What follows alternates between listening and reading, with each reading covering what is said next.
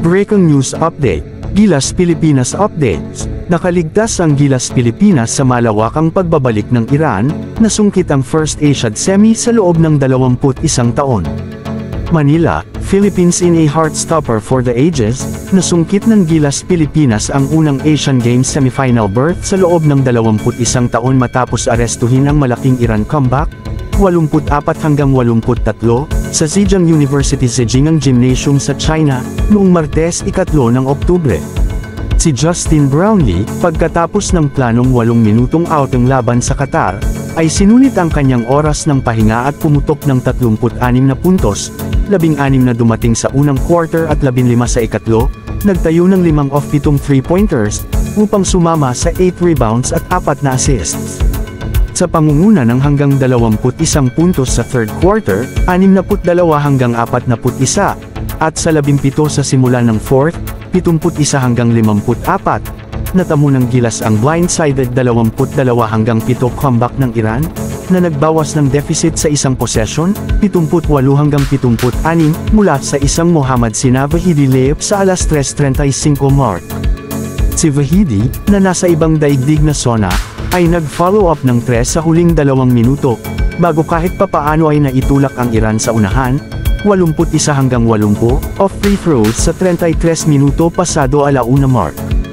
Iba pang mga kwento, tinurog ng Gilas Pilipinas ang Qatar para itakda ang quarterfinal date sa Iran sa Asian Games. Dahil sa unang pagkatalo, nakabangon ang Gilas Pilipinas sa pamamagitan ng 39 na puntos na pagkatalo sa Qatar para makakuha ng pwesto sa quarterfinals ng Asian Games. Gayunpaman, ang mga veteranong sina Fajardo at Brownlee, ay nanatiling sapat na husay para maglagay ng 2 clutch layup sa huling minuto ng regulasyon, 84 hanggang 83, nang hindi maipaliwanag ng Iran na hinayaan ni Chris Newsom ng Gilas na maubusan ng orasan ng huling foul nito upang magbigay.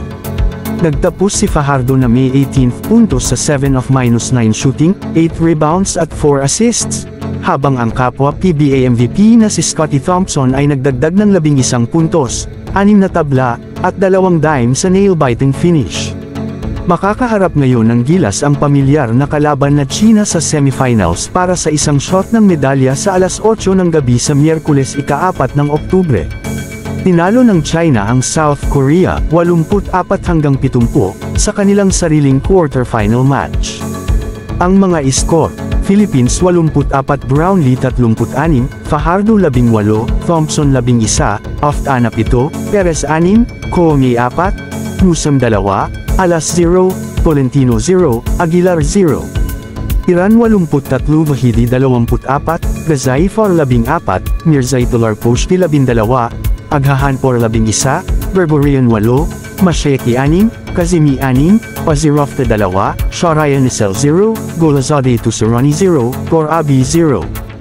Mga quarter, 28 hanggang 22, 48 hanggang 36, 71 hanggang 54, 84 hanggang 83.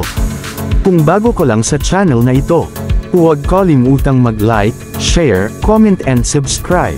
At pindutin ang notification bell button para updated ka sa bawat upload nating video.